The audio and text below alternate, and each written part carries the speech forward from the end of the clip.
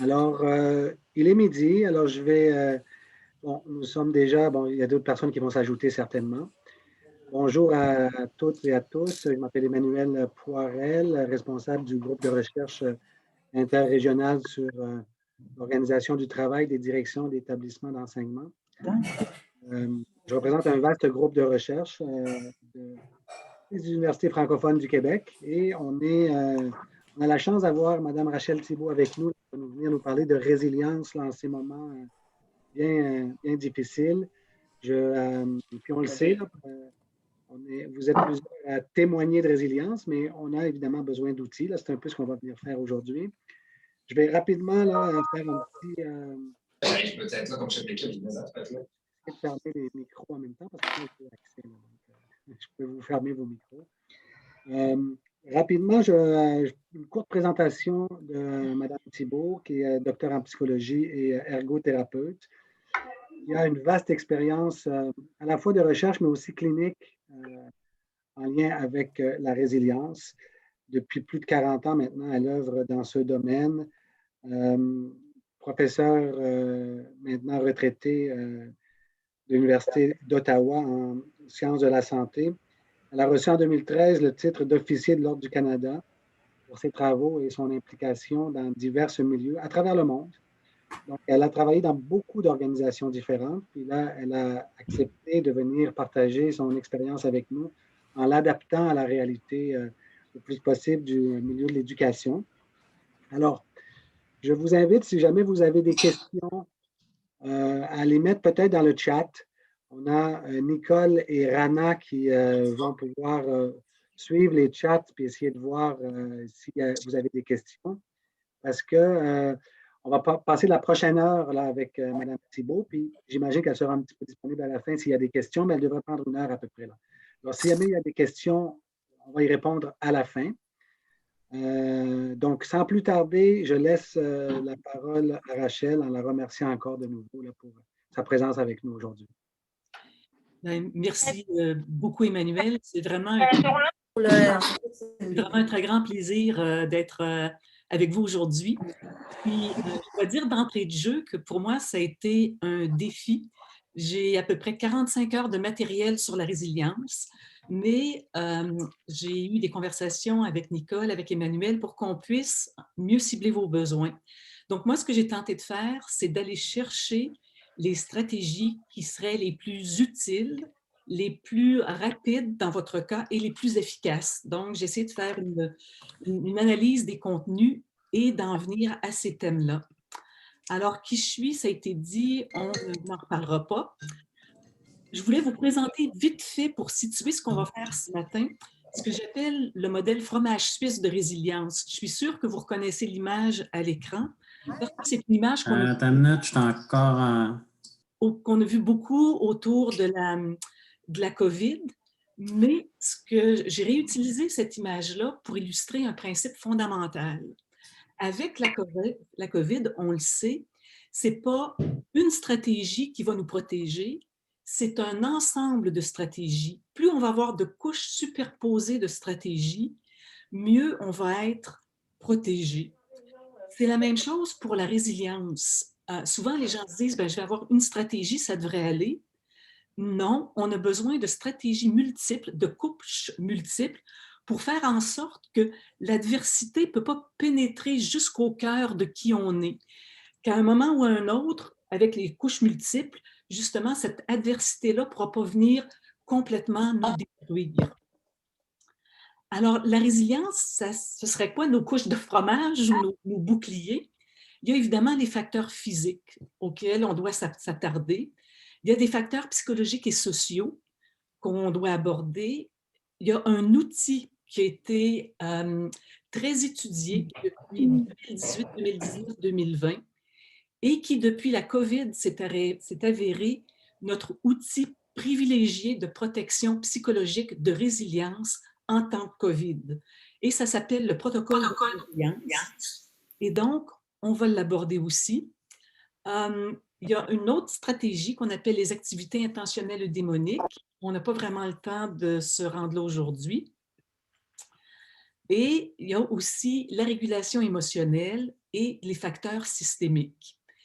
Et donc, compte tenu du temps très restreint, aujourd'hui, on va regarder les facteurs physiques sur lesquels vous pouvez agir le plus rapidement possible et qui vont avoir le plus d'impact sur votre résilience. On va parler du protocole de bienveillance et on va aussi s'arrêter aux facteurs systémiques. Mais avant de se lancer, il faut définir nos termes. Qu'est-ce que c'est la résilience? C'est un mot qui est très galvaudé. Puis, pour bien des gens, on croit, en fait, c'est souvent défini comme ça dans le dictionnaire, que la résilience, c'est la capacité à résister aux chocs de la vie. Alors, je vous apprends en grande primeur qu'on prend le dictionnaire en faute. La résilience, ce n'est pas la capacité à résister aux chocs de la vie. Parce que si je regarde cette définition-là, le message qu'elle me donne, c'est que si j'ai une très mauvaise nouvelle, si j'apprends que je perds mon emploi, que mon conjoint a une maladie grave, Moi, dans ta classe, cette là, définition-là, ça me je dit dirais simplement que j'encaisse. J'ai de l'adversité, puis oups, je fais simplement encaisser. C'est pas du tout comme ça que ça se passe chez l'humain. Chez l'humain, la résilience, c'est beaucoup plus notre capacité à rebondir après un choc, après une épreuve, dans un laps de temps limité. Et donc, dans la définition actuelle courante de la résilience, on tient compte du fait qu'on est nécessairement déstabilisé. Et donc, on se dit qu'on a tous un seuil de bien-être psychologique qui nous est propre. Quand on a un coup dur, c'est clair que notre bien-être psychologique ne reste pas indemne. On va chuter au plan de notre résilience et de notre bien-être, mais la résilience, c'est la capacité à revenir à ce seuil avant l'événement. Puis souvent, les gens disent, une définition, ça sert à quoi? Une définition, c'est hyper important. Puis en fait, notre définition de la résilience, ça va être notre premier outil de résilience. Je n'ai pas le temps d'aller dans les détails, mais j'ai travaillé pendant plusieurs années avec les Forces armées canadiennes. On les formait en prédéploiement avec la première définition, en leur disant, les gars, ça va être tough, mais si vous êtes résilient, vous allez être capable de résister. Moi, je ne faisais pas la préparation pré-déploiement. Moi, j'accueillais au retour, dans des groupes de soutien entre pairs, ceux qui avaient développé un choc post-traumatique sévère. Et ce qui leur arrivait, c'est que, justement, en contexte de guerre, ils se retrouvaient déstabilisés et leur formation pré-déploiement leur venait en tête, puis ils se disaient, je suis déstabilisé, c'est la preuve même que je ne suis pas résilient, que je suis une moumoune, et ils se laissaient complètement s'effondrer. Et ils s'effondraient sans espoir, sans cette notion que non seulement le rebond, il est possible, mais le rebond, il est très probable. Et maintenant qu'on a changé la définition, les résultats cliniques sont bien meilleurs. Et donc, on a réalisé que le concept de résilience qu'on va adopter va en fait façonner notre manière de réagir aux événements difficiles. Deux types de résilience, puis ça, en période de COVID, c'est important d'en parler, et surtout dans votre contexte où vous êtes débordé. Résilience de survie. Résilience de survie, c'est ce que je vois en zone de guerre. Quelqu'un va mettre le pied sur une mine antipersonnelle, le membre est arraché. Le réflexe, c'est de se dire, moi, je ne crèverai pas aujourd'hui. On se fait un garrot, on serre les dents et c'est des gens qui vont ramper sur 5, 10, 15 kilomètres pour arriver au poste de santé, mais ils ont une détermination de tenir le coup qui va leur permettre de survivre. C'est un mécanisme essentiel de l'être humain. Mais comme vous pouvez le constater, ce n'est pas un mécanisme qu'on peut maintenir à long terme. Ça mobilise tellement toutes nos ressources, cette résilience de survie, qu'on peut l'utiliser juste pour des brèves périodes. L'autre résilience, c'est ce qu'on appelle la résilience de bien-être, et c'est de ça dont on parle aujourd'hui. Cette résilience de bien-être, c'est une résilience qui se construit, comme elle le dit, dans le bien-être, dans la douceur, en changeant tranquillement nos habitudes de vie. Mais ce que je vois depuis le début de la COVID, c'est que les gens tombent en résilience de survie. Alors, on en rajoute à leur tâche, ils s'accrochent, on continue, on en rajoute et ils arrivent au bouchon et ensuite ils s'effondrent. Je n'irai pas dans les détails, mais un de mes rôles depuis le début de la pandémie, c'est d'accompagner dans les milieux de travail les survivants là où il y a eu des problématiques de suicide. Et je suis débordée. Et donc, ces gens-là qui ont choisi de s'enlever la vie, c'était presque tous des gens qui étaient tombés en résilience de survie et qui finalement ont atteint un point de cassure.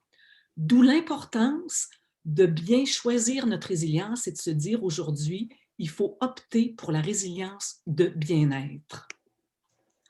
Puis, idéalement, la résilience, c'est une stratégie de prévention. La COVID, on ne l'a pas vu venir, donc on n'a pas eu le temps de se préparer. Mais la meilleure analogie que je peux vous donner, c'est que la résilience, c'est une forme d'entraînement. Christophe André, que vous connaissez peut-être, un psychiatre français qui travaille beaucoup sur le bien-être psychologique, la pleine conscience, la résilience, nous dit avec beaucoup de sagesse, on ne commence pas à tisser son parachute au moment où les moteurs de l'avion tombent en panne. Et il a raison. Et donc, ce qu'il souligne, c'est cet élément d'entraînement qu'on doit faire pour se préparer à l'adversité. Et donc, aujourd'hui, ça va être des stratégies pour vous préparer à cette adversité qu'on a tous dans nos vies. Donc, première tranche de fromage, nos facteurs physiques. Trop souvent, on oublie que notre corps et notre bien-être psychologique sont très intimement reliés. Encore une fois, ça va être un survol très rapide, mais je suis allée chercher les éléments nouveaux qui peuvent vous aider justement à changer des habitudes de vie pour vous consolider. Alors, si on regarde l'alimentation, qu'est-ce qu'on a appris de neuf? Tout récemment, en fait, c'était à la fin de 2018, on a réalisé que tout notre système gastro-intestinal, littéralement de l'œsophage jusqu'à l'anus, est tapissé de neurones parfaitement identiques à ceux qu'on a dans le cerveau. Et ce qu'on ne savait pas non plus, c'est qu'il y a un nerf, le nerf vague, qui fait le pont entre notre intestin et notre cerveau. En anglais, on a l'expression gut feeling. Ben, je peux vous dire que la science vient de valider ça. Notre intestin parle constamment à notre cerveau. C'est une relation très, très, très étroite. En fait, c'est tellement étroit qu'on sait que plus ma flore intestinale va être saine et variée, plus mon humeur va être stable et positive. Puis cet effet-là est tellement puissant que maintenant, là, les probiotiques, ça c'est complètement dépassé. On parle de psychobiotiques, c'est-à-dire des aliments qu'on va donner, qu'on va cibler pour changer notre flore intestinale, notre microbiote, pour s'assurer qu'on va améliorer et stabiliser l'humeur. Et donc, la grande question, c'est qu'est-ce que je dois faire pour stabiliser ma flore intestinale, pour optimiser mon humeur? Alors, on a fait plein de recherches et la formule gagnante dans l'état actuel des connaissances, c'est le régime méditerranéen, donc beaucoup de fruits, beaucoup de légumes, beaucoup de graines, de noix, presque pas de viande rouge et des aliments fermentés. Et qu'est-ce que c'est les aliments fermentés? Littéralement, c'est vaste. Ça peut être de la choucroute, ça peut être du kimchi, ça peut être du yogourt, ça peut être du kéfir, du kombucha, de la bière en petite quantité. Donc, tout ça, si on a des aliments fermentés dans notre régime au quotidien, c'est ce qui va nous donner la meilleure flore intestinale en termes, encore une fois, de stabilisation et d'optimisation de l'humeur. Ceci étant dit, il y a d'autres stratégies qu'on peut utiliser. Ce qu'on a réalisé autour de 2016, puis qui a été validé à fond la caisse depuis le début de la pandémie, il faut éviter le sucre, autant chez l'adulte que chez l'enfant.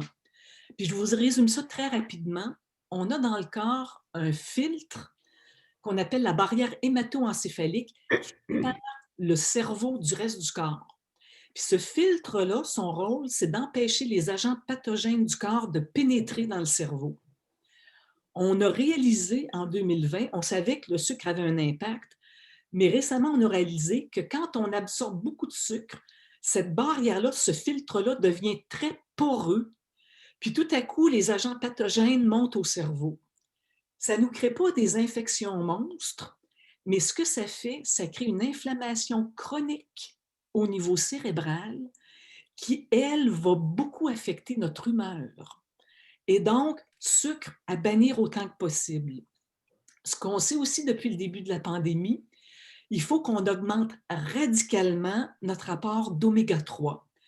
On a réalisé que les oméga 3, ce qu'ils font, en fait, ils viennent se greffer, en quelque sorte, ils viennent nourrir les neurones qui contrôlent l'anxiété.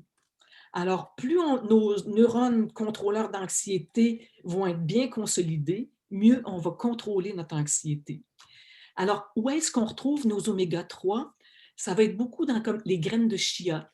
La plupart des graines des noix vont en contenir, mais aussi beaucoup dans les poissons gras, donc le saumon, les sardines, le hareng, le maquereau, tout ça, c'est riche en oméga 3. Et ça aussi, on dit, on devrait consommer des oméga 3 au moins 5 jours semaine. On devrait avoir un apport. Puis souvent, les gens me disent, bon, l'alimentation, ça doit avoir juste un impact marginal sur l'humeur. En 2020, on s'est vraiment lancé à fond dans la recherche sur l'alimentation, l'anxiété. Puis on utilise les hamsters comme modèle animal. Ils sont très proches, en fait, des réactions de l'humain. Puis je vous donne juste une étude parmi de très nombreuses études. Le hamster, normalement, va manger du foin, de l'herbe, des graines, des noix. On a remplacé le foin, l'herbe, par du maïs. En d'autres termes, on a enlevé des fibres, puis on a remplacé beaucoup par des sucres. Puis on a décidé d'observer qu'est-ce qui va se passer. Les hamsters qui ont été mis sur le régime à haute teneur en sucre, les femelles, 80% des femelles se sont mises à dévorer leurs petits. Donc, et tout ce qu'on a changé, c'était une donnée alimentaire. Je ne dis pas que c'est la même chose chez l'humain, mais ce que ça nous indique, c'est que ce qu'on mange a un impact très marqué sur notre humeur et nos comportements. Donc, ça, c'est une première prise qu'on a pour vraiment mieux contrôler notre vie en temps de COVID. Puis, un des grands enjeux qu'on vit tous dans la COVID, mais vous plus particulièrement parce que vous avez du travail qui, par définition, est aussi plus sédentaire. Ce qui nous guette, c'est le ralentissement métabolique. Qu'est-ce que c'est que le ralentissement métabolique? D'abord, définissons le métabolisme. Si je vous résume ça de façon rapide, le métabolisme, c'est tous les processus chimiques du corps. Donc, la respiration, la digestion, la reproduction, tout ça, c'est rattaché à notre métabolisme. À cause de notre plus grande sédentarité, ce qui est en train de se produire, c'est que notre corps se met en quelque sorte en mode de conservation d'énergie. On ne bouge pas, on tombe en mode de conservation d'énergie. Puis vous avez peut-être entendu ce nouveau dicton « Sitting is the new smoking ». Les recherches de 2020 nous disent que la sédentarité qu'on vit dans le moment est pire que de fumer. L'effet que ça a sur notre corps, c'est pire que ce qu'on verrait pour quelqu'un qui fume à peu près un paquet et demi par jour. Donc, notre corps, par la force des choses, passe en mode d'économie d'énergie, comme l'écran de l'ordinateur en veille. Puis, le problème, c'est qu'il y a des animaux qui sont conçus pour aller en mode d'économie d'énergie, mais pas l'être humain. Pour nous, quand on fait ça, sur des longues périodes, c'est nocif. On n'est pas un ours qui est conçu pour ça. Nous, les humains, on n'est pas fait pour la dormance fréquente. Puis quand ça se produit, trop longtemps et trop souvent, comme je vous disais, comme le métabolisme, c'est tous les mécanismes chimiques de notre corps, toute notre santé va être atteinte.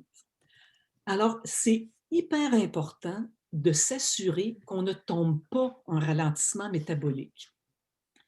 Puis je vous dis ça que les gens disent, mon Dieu, ça doit être épouvantable ce qu'on doit faire.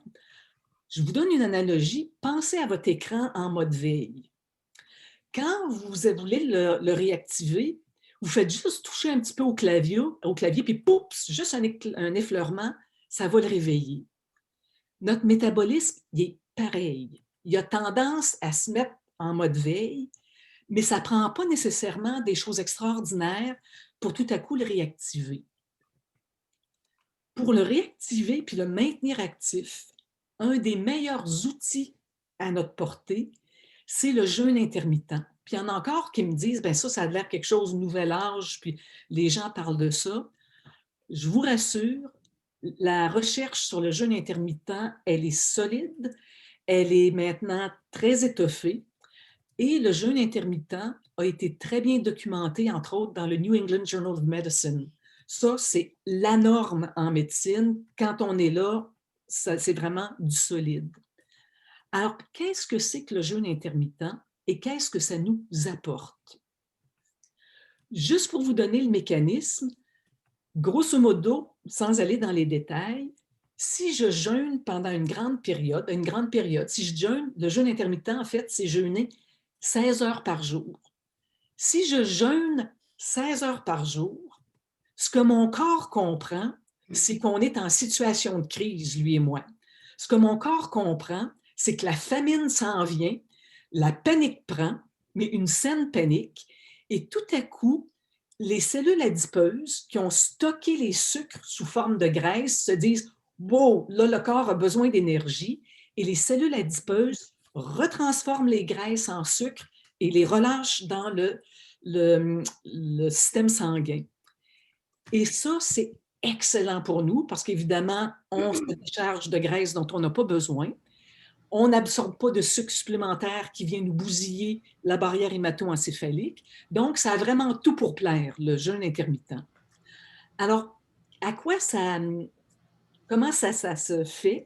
C'est qu'on se nourrit à l'intérieur d'une plage de 8 heures. En recherche, on a testé différentes plages. On a testé de 7 heures à 15 heures jusqu'à 10 heures à 18 heures. Puis ce qu'on voit, c'est que la plage optimale, c'est de 7 heures à 15 heures, mais qu'on a encore d'excellents résultats de 10 heures à 18 heures, puis de 11 heures à 19 heures. Ce qu'on doit éviter de faire, à tout prix, c'est de manger avant de se coucher. Parce que ça donne le signal à mon corps, on est peinard, tout va bien. Et là, il va recommencer à absorber des sucres. Et si on fait le jeûne intermittent, je n'ai pas le temps d'aller dans tous les détails, mais ça va comme ça nous requinque le métabolisme. Ça veut dire que nos blessures vont guérir plus vite. Ça veut dire qu'on va être plus alerte au plan cognitif. Ça veut dire qu'on va avoir une plus grande vitalité. Et donc, juste cette stratégie-là, si vous commenciez juste avec ça, moi, je le fais maintenant depuis plus d'1 an et j'ai vraiment vu des impacts majeurs dans ma vie. Donc, jeûne intermittent, très important. Ne rien manger avant d'aller au lit. Puis, paradoxalement, quand on le tente, la faim disparaît assez rapidement. L'activité physique... Je viens de répondre à tout le monde. Là, je me rends compte que je viens d'oublier Mme McGuire. Pardon, excusez-moi, j'étais un petit peu... pour l'activité physique, je regarde le temps qui passe, je n'irai pas dans les détails. On sait tous que l'exercice est bon pour nous. La grande question est à savoir, qu'est-ce qui est le mieux? Si on revient à notre ralentissement métabolique, ce qui est important, ça va être non pas de dire « je reste assis toute la semaine, mais je me défonce en fin de semaine à faire du ski de fond ou de la raquette ou quoi que ce soit », ou je suis assis toute la journée, puis 3 soirs semaine, je vais aller faire de l'exercice. C'est bon, je ne vous dis pas d'arrêter, mais ce qui va être le plus efficace et de très loin, c'est des brèves périodes relativement intenses pour maintenir l'activité métabolique. Moi, dès le début de la COVID, ce que j'ai mes poids et haltères à côté de mon bureau.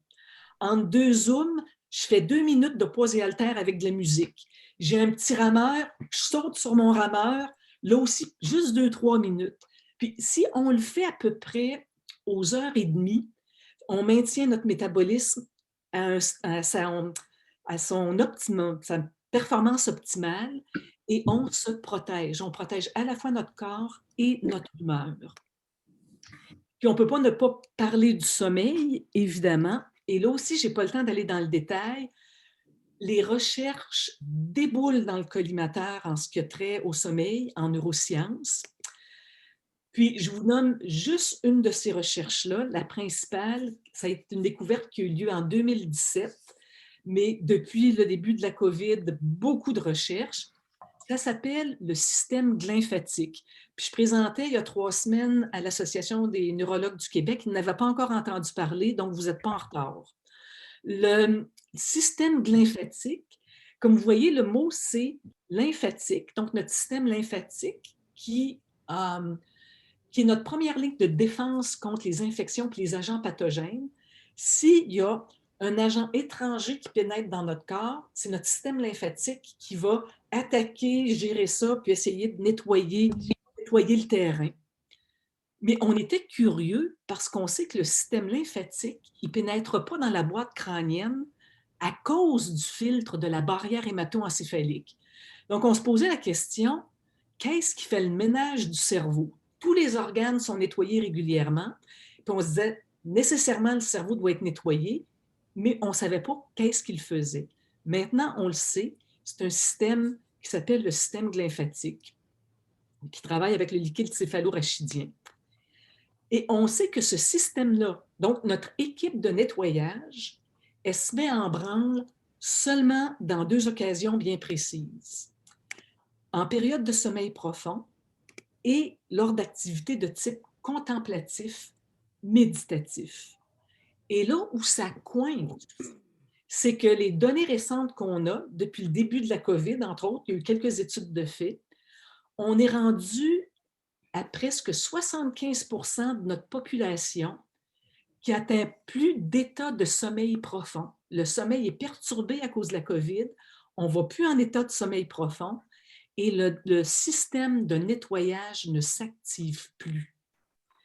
C'est ce qui amène, entre autres, une anxiété croissante, le fait qu'on se sente un peu tout croche. C'est lié au fait, entre autres, que notre système lymphatique est tombé en panne.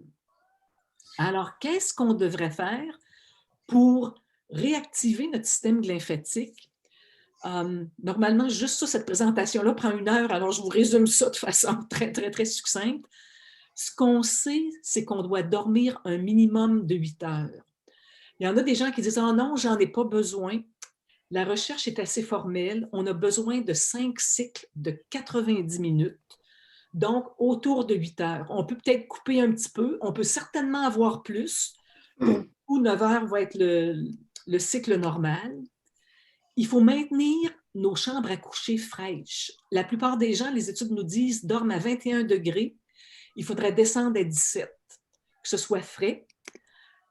Pour régulariser notre sommeil, c'est hyper important pendant la COVID, entre autres, toujours se lever à la même heure.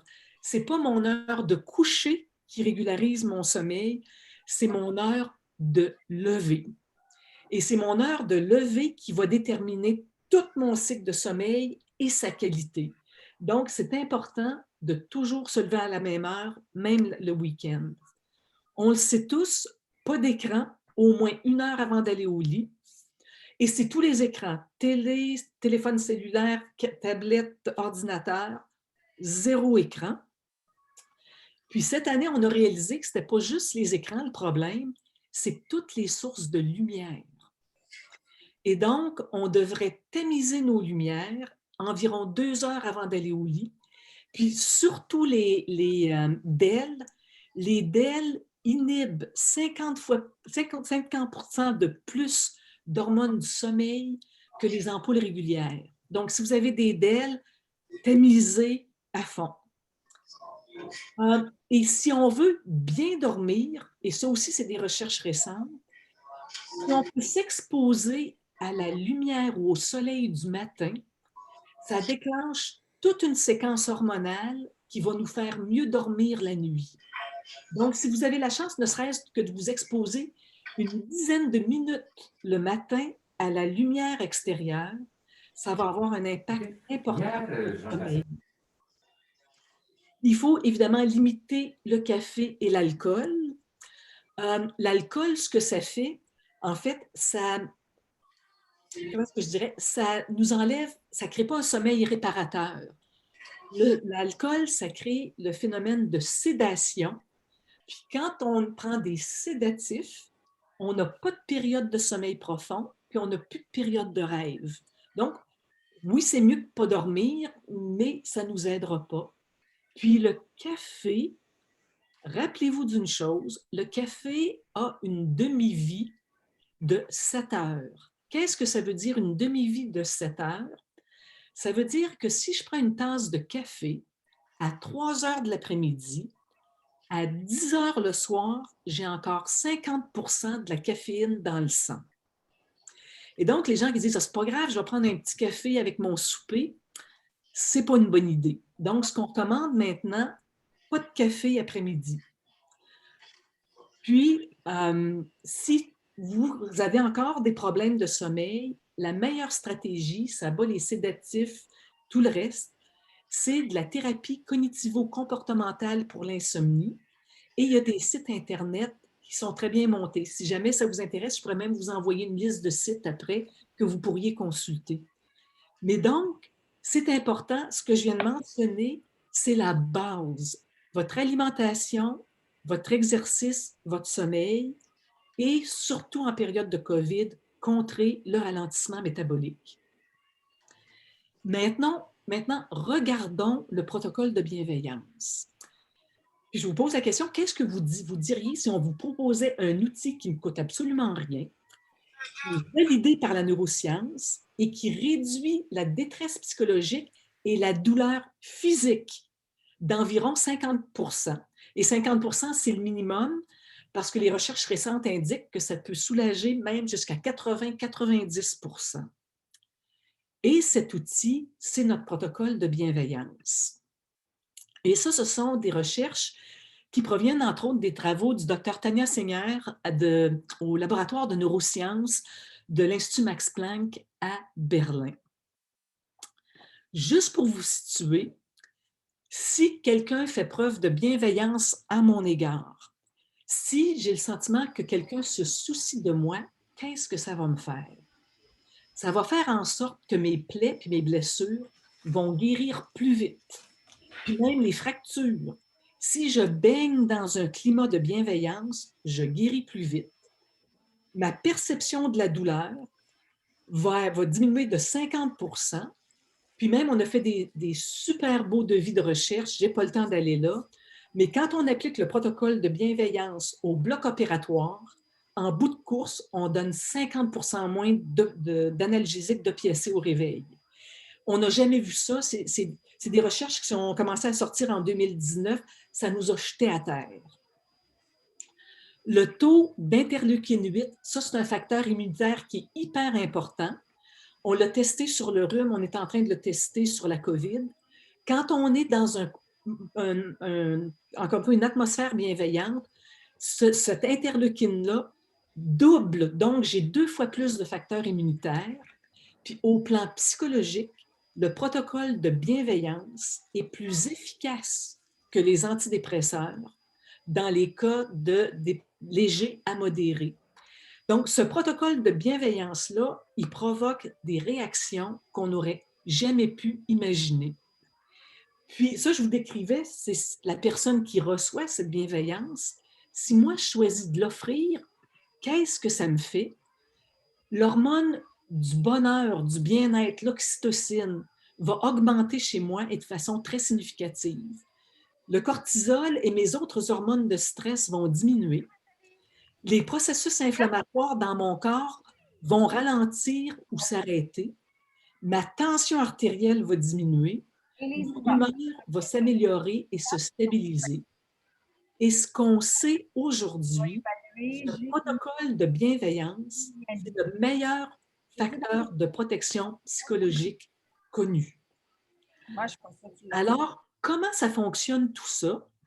Et je vous donne le détail ici pour que vous compreniez les mécanismes et que vous puissiez les adapter à votre milieu de travail.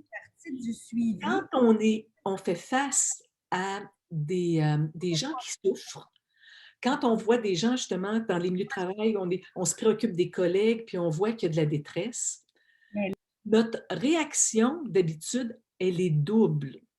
Mais ce dont on a besoin dans le protocole de bienveillance, c'est une réaction triple en 3 étapes. Alors, quelle est la réaction spontanée de l'humain qui voient de la détresse. La première réaction, c'est ce qu'on appelle la théorie de l'esprit. Ça veut dire que je suis capable d'attribuer des états mentaux, des croyances, des émotions à l'autre. Un exemple simple, j'apprends qu'une collègue vient de perdre son père. Je suis tout à fait capable de me dire, hey, elle doit être triste, ça doit y faire bien de la peine. Je suis capable aussi de me dire, il va falloir qu'elle prenne du temps de congé de travail, donc elle va devoir tout remanier son horaire. Je peux me dire aussi, en plus, il va falloir qu'elle organise les funérailles. Et donc, comme vous voyez, ma première réaction, c'est une analyse plus cognitive, plus rationnelle. Si je continue sur la voie qui est humaine, j'arrive dans l'empathie. Donc, je pense à ma collègue, c'est pas juste de me dire, bon, oui, elle doit avoir de la peine. Je me permets d'être touchée par sa peine. Je suis capable de me dire, ah ben, je me rappelle quand moi, mon père est mort. Je me rappelle la peine que ça m'a fait. Je peux comprendre ce qu'elle vit, puis je peux le comprendre de l'intérieur. Je permets qu'il y ait une résonance entre son expérience difficile et la mienne. Je me mets en posture d'ouverture, je me permets d'être touchée. Et ça, c'est sain, c'est normal, on en a besoin. Mais le danger, je ne dois pas rester dans cet écho-là, parce que si on reste juste là-dedans, elle souffre, je souffre, ça me fait souffrir, ça, ce ne sera pas productif. Mais c'est une étape incontournable. Mais à partir de cette étape-là, je dois continuer jusqu'à la bienveillance. Et la bienveillance, c'est de partir de mon empathie, d'être touché par l'expérience et de vouloir poser un geste, même minime, ou formuler une intention de réconfort. Je reviens à mon exemple. Je pourrais me dire, avec ce qu'elle vit, ma collègue, peut-être que je peux papoter quelque chose, puis juste aller lui porter. Donc, je donne une forme à mon empathie. Puis si elle est dans une autre ville, puis je ne peux rien faire, je peux quand même formuler une intention de réconfort, de dire, ou de lui envoyer un courriel, puis de dire, « Hey, je suis là pour toi. Si tu as besoin, appelle n'importe quand, je suis là pour toi. » Donc, j'ai mon empathie, mais je pose un geste où je façonne une intention. Puis, je vais vous illustrer très rapidement ce qui se passe dans notre cerveau. Quand je commence avec la théorie de l'esprit, ce sont les centres cognitifs qui s'activent. Donc, c'est mon petit côté rationnel qui se réveille et qui analyse. Comme je vous dis, si je permets à la réaction humaine normale de prendre place, ce sont les centres de l'empathie, les pastilles bleues, qui vont s'activer. Mais parmi ces aires cérébrales, il y en a deux, ici, ces deux-là, ce sont aussi les centres de la douleur. Et donc, si je reste en empathie tout le temps, si je commisère constamment avec la personne qui souffre, j'atteins un seuil critique, j'active dans mon cerveau les centres de la douleur et je m'effondre avec l'autre. Pas très productif. D'où l'importance de notre séquence, qu'on commence avec notre théorie de l'esprit, qu'on va dans l'empathie, mais il faut basculer ensuite dans la bienveillance, qu'on appelle aussi compassion. Et la bienveillance, elle active les aires cérébrales associées à des affects positifs et protecteurs. Donc, quand j'active ces aires cérébrales en rouge, non seulement j'aide l'autre, mais j'engendre dans mon corps toute une série de réactions qui donnent les résultats dont je vous parlais un peu plus tôt. Alors que mon immunité va augmenter, que mon corps va se réparer plus vite, tout ça, c'est grâce à cette activation-là. Puis donc, là où on doit être vigilant, c'est que notre réponse naturelle, quand on est entre nous et qu'on vit des situations difficiles, pensez à un train. Notre cerveau, c'est comme un train. Il y a vraiment ses rails prédéfinis, ses trajets particuliers, bien établis. Et notre train, sa tendance, c'est de rester sur les rails de l'empathie. Donc, j'éprouve de l'empathie pour l'autre, puis je reste dans cette résonance de souffrance-là. Puis comme je vous disais, si je reste là-dedans, j'active les centres de la douleur et je finis par m'effondrer. Je tombe dans un état qu'on appelle la détresse empathique. Autrefois, on parlait de fatigue ou d'usure de compassion. c'est un terme qui n'existe plus parce que au niveau de la neuroscience, ça ne peut pas exister. La bienveillance ne peut pas m'épuiser. Si j'active mes aires cérébrales en rouge, ça ne peut pas m'épuiser.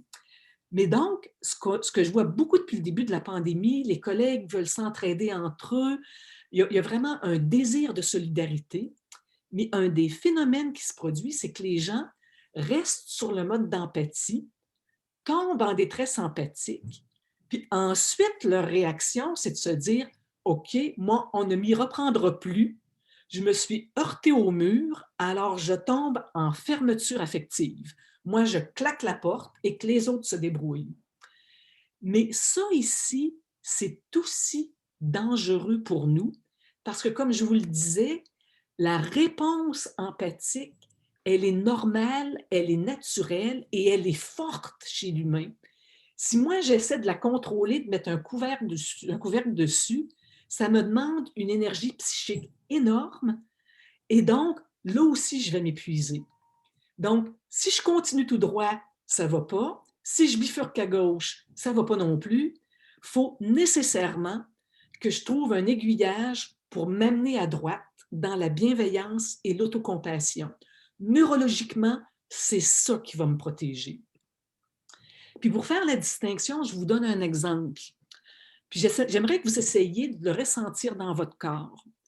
Imaginez-vous entrant dans une chambre d'hôpital où il y a un patient qui est intubé à cause de la COVID. Essayez de vous imaginer les tubes dans le nez qui grattent, dans le nez qui descendent dans la gorge. Essayez de ressentir le ventilateur qui, lui aussi, est dans la gorge. Puis vous essayez de prendre votre souffle, puis ça ne marche pas. Imaginez-vous que vous êtes attaché, que ça vous pique quelque part, vous ne pouvez pas vous gratter. Imaginez-vous que vous avez une sonde urinaire, s'il y a une infection qui commence, ça vous fait mal. Si vous faites l'exercice comme il faut, vous allez sentir un resserrement dans la poitrine. On sent la douleur de l'autre, on est capable de se mettre à sa place. C'est ça l'empathie. Et elle est nécessaire, mais comme je vous disais, si on reste là, c'est dangereux pour nous. Maintenant, faites un autre exercice. Imaginez-vous que vous marchez vers ce patient-là et que vous lui demandez « Qu'est-ce que je peux faire pour toi? Est-ce que je peux placer ton oreiller? Est-ce que je peux ouvrir la fenêtre? Est-ce que je peux mettre la radio? Dis-moi ce que je peux faire pour t'aider. Ça va me faire plaisir de t'aider. » Ce qu'on ressent dans notre corps tout à coup, c'est un relâchement dans la poitrine. Il y a vraiment un apaisement qui se produit et c'est ça la bienveillance, la grande différence entre empathie et bienveillance. Et donc, qu'est-ce qui permet à notre train, en fait, pour dire combien de temps ça prend pour avoir tout ce que je vous ai décrit, des recherches là-dessus durent depuis une vingtaine d'années. Si je me maintiens dans cette posture de bienveillance par rapport à l'autre pendant 40 secondes, tout ce que je vous ai décrit comme processus physiologique se déclenche. Donc, juste 40 secondes où je suis là pour l'autre. Et tout ça s'est produit par une toute petite question qui a l'air banale et anodine. Quel réconfort, même minime, est-ce que je peux offrir dans l'ici et maintenant? Toute cette distinction entre empathie et bienveillance. Et dès que je me pose cette question-là, dès que je m'arrête assez longtemps pour la formuler, puis me mettre dans cette posture psychologique-là, c'est là où je me donne cette force intérieure qui va me permettre de traverser ce qu'on est en train de traverser. Puis, on ne peut pas parler de bienveillance sans parler d'autocompassion. Puis, ce que je vois depuis le début de la COVID, c'est que les groupes comme le vôtre, vraiment avec des horaires constamment chamboulés, très lourds, vous levez très tôt, couchez très tard, on a besoin d'autocompassion. C'est un élément qui est essentiel aussi dans votre vie. Puis, à cause du temps, je n'ai pas le temps d'aller dans les détails. Il y a pas mal d'informations sur l'Internet. Mais là aussi, je vous parlais de l'autre question. quel réconfort, même minime, est-ce que je peux offrir à l'autre dans la bienveillance? Dans l'autocompassion, c'est de se poser la question, quand c'est moi qui ne va pas bien, justement, quel réconfort, même minime, est-ce que je peux m'offrir? Puis là encore, souvent, on a de la difficulté à prendre soin de soi parce qu'on se dit, ça va me demander du temps. Si on prend soin de soi pendant 40 secondes au fil de notre journée, là aussi, ça va nous aider à, justement, ça va déclencher les processus dont je vous ai parlé. Et si on le fait souvent, ça va nous consolider. Puis je vous donne, je n'ai pas le temps d'aller dans un protocole qu'on appelle l'inventaire sensoriel, mais je vous donne juste un exemple dans ma vie. Moi aussi, j'ai des horaires qui peuvent être un peu farfelus, mais je sais qu'il y a 2 choses, moi, qui me font beaucoup de bien. L'odeur du géranium, puis la première gymnopédie de Satie. Puis dans ma journée, des fois, justement, quand je le fais, des gens vont m'appeler, on m'annonce qu'il y a eu un suicide quelque part, je ne me lance pas à fond de train tout de suite dans l'intervention.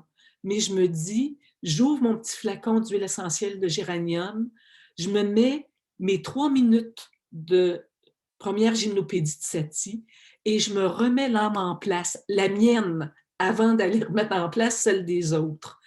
Mais donc, ce sont des petits gestes qui viennent nous créer des ancrages dans notre journée, qui nous permettent de nous consolider, puis qui permettent de créer ce climat aussi de bienveillance.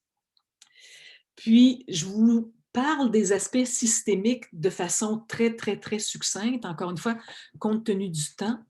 Je voulais vous résumer les grandes questions qui doivent orienter la réflexion d'un milieu qui veut devenir bienveillant. Puis j'ai créé, je suis partie des protocoles qu'on a utilisés. J'ai travaillé pendant plus de 30 ans dans les zones de guerre. C'est là où j'ai recueilli beaucoup mes données de recherche et tout ça, où je suis intervenue. Puis dans les zones de guerre, on a développé des protocoles pour essayer de vraiment prendre soin du personnel dans les périodes de crise. Et donc, je suis partie des protocoles des Nations unies. J'ai rajouté les données de la neuroscience et ça donne un acronyme, espoir. Alors, les questions qu'on doit se poser, la première, c'est dans mon milieu, est-ce que je me sens véritablement écoutée, entendue? Est-ce que mon milieu a des mécanismes qui font en sorte que si je vis de la détresse, oui, il y a un cheminement possible où je peux aller trouver de l'aide, je peux aller parler à quelqu'un. Est-ce que je me sens soutenue? Puis soutenue, c'est pas par rapport à mes tâches immédiates, mais un exemple, si je dois rester au travail tard le soir, est-ce qu'il y a quelqu'un qui va m'apporter un repas chaud?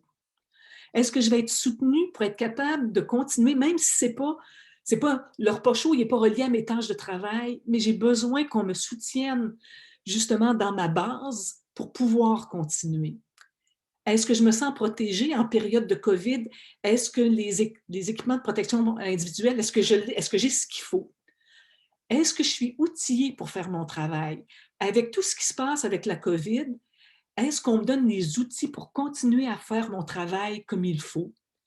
Est-ce que je suis traitée avec impartialité? Puis je peux vous dire que dans les milieux de la santé que j'accompagne, ça a beaucoup coincé. J'avais des gens qui m'appelaient en juin, juillet ou septembre en détresse qui me disaient « c'est pas juste, au 5e, ils ont les EPI, nous autres, on n'a rien ».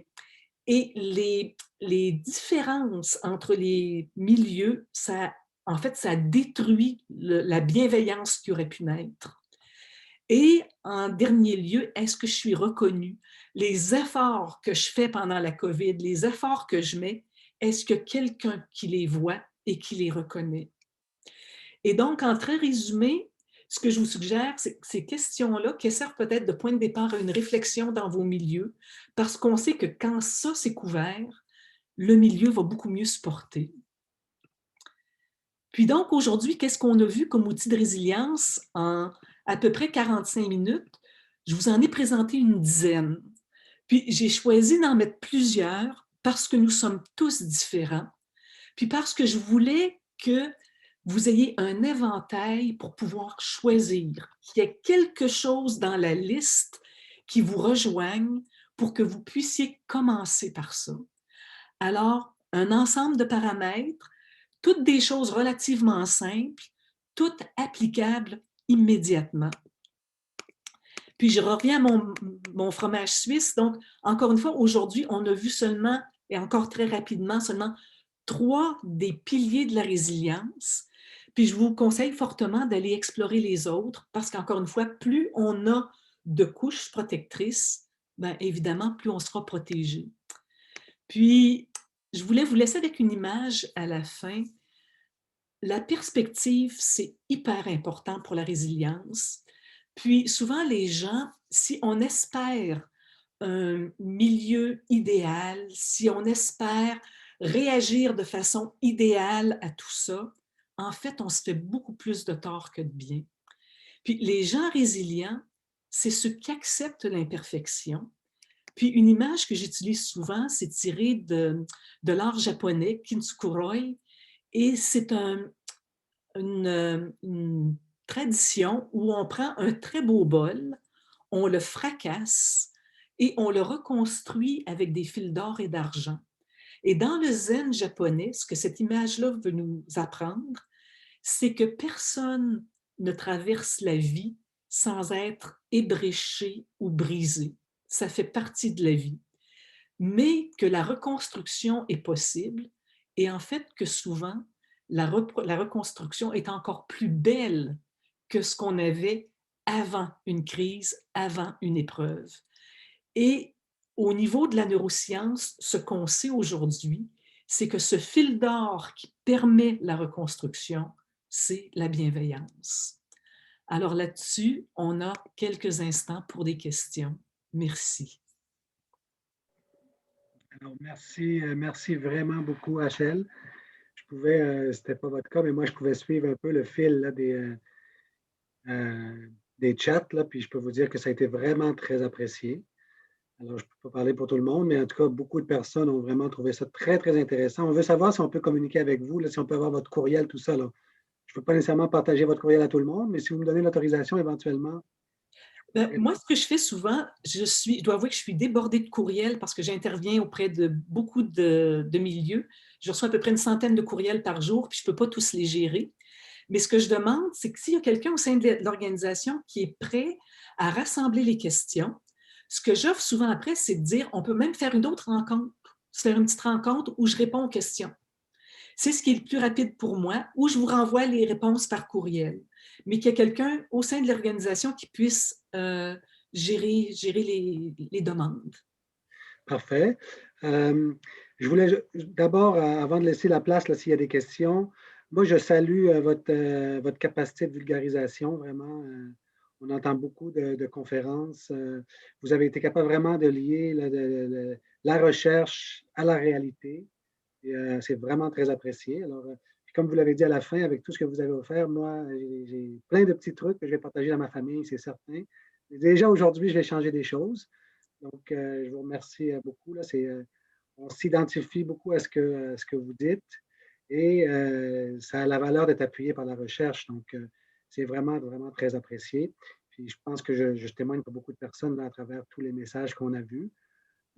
Plusieurs ont demandé aussi si c'était possible d'avoir votre présentation parce qu'elle a été enregistrée. Alors, ce que je vais faire, parce que là, vous m'entendez, là, puis j'ai répondu, mais je vais la déposer sur notre site du groupe de recherche, le GRID. C'est pas compliqué, vous tapez GRID là, sur Internet. Et on la rendra disponible aussi aux présidents des associations et des fédérations de direction qui pourront leur relayer le lien aux membres, là, au besoin. Donc, voilà. Je laisse Rana ou Nicole prendre la parole s'il y avait des questions. Je ne peux que réitérer ce que vient de dire Emmanuel sur votre présentation. Merci infiniment. Puis vous le voyez sans doute, les commentaires sont extrêmement positifs. Donc, merci infiniment. Il y avait une question de Monsieur Paul Numainville. J'espère que je prononce bien son nom. Quand vous avez parlé des activités à faire ou à ne pas faire, des lumières, il a fait un commentaire, enfin, il a posé une question plutôt, il a demandé s'il était nécessaire d'arrêter toute activité intellectuelle avant de se coucher, puis il parlait de lire un livre. Donc, au niveau de ces activités-là, qu'est-ce que vous pourriez nous dire? Donc, on peut continuer. Ce qu'on recommande, c'est une activité intellectuelle qui n'est pas trop stimulante. Donc, oui, de lire. Puis personnellement, ce que je fais maintenant, j'ai plus tendance à lire peut-être un peu de poésie, des choses qui sont plus apaisantes.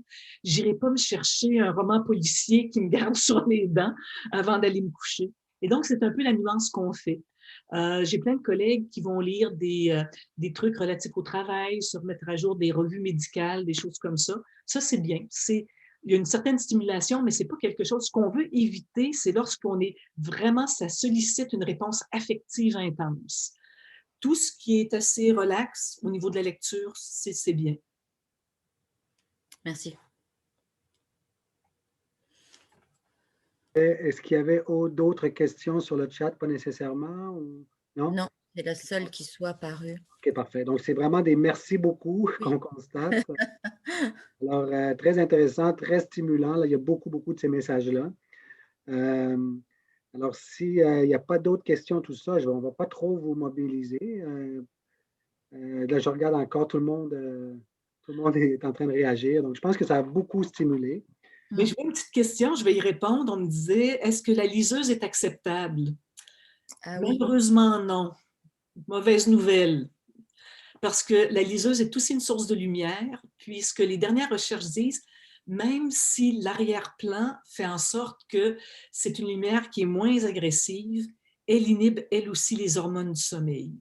Alors, ce qu'on recommande, si on veut être vraiment méticuleux, c'est pas de liseuse, on revient au bon vieux livre papier. Très bien. Ah, une question sur la définition des sucres. Définition des sucres, mais pas les sucres des fruits. Tout à fait. En fait, les sucres des fruits, on continue à manger des fruits.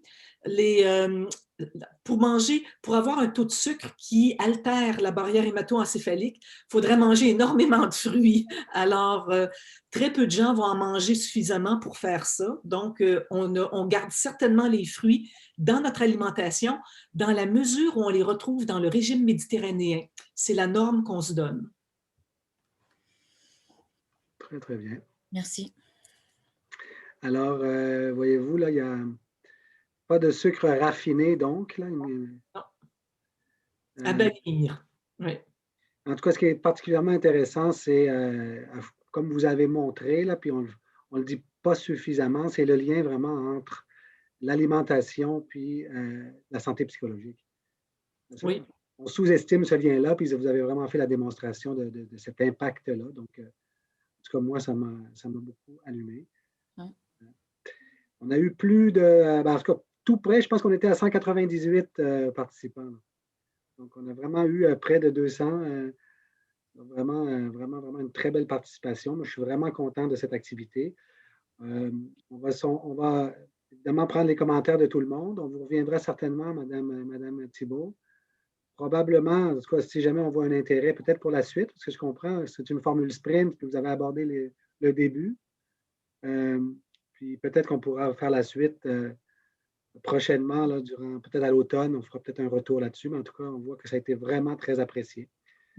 Alors, sur ce, je vais remercier tout le monde pour leur participation. En particulier, je vous remercie Rachel. C'est vraiment, vraiment très apprécié. On va partager bientôt. Je vous laisse le mot de la fin. Je voulais dire que ça me fait vraiment plaisir de vous rencontrer. Puis je tiens à remercier vous, Emmanuel et Nicole, parce que ce sont eux qui ont aidé à bien cibler le contenu. Donc, une bonne partie du succès vous revient. Puis, je tiens à dire à quel point j'admire ce que vous faites. Puis, je vous souhaite vraiment une bonne continuation en dépit des obstacles qu'on vit dans le moment.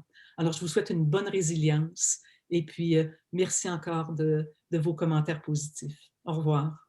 Merci beaucoup. Alors, bonne suite à tout le monde. Bon courage pour la suite. Au revoir.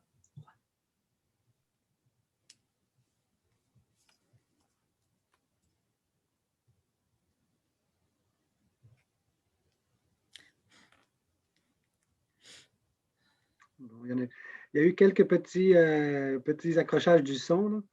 On me disait que je pouvais arrêter le son, mais j'avais toujours peur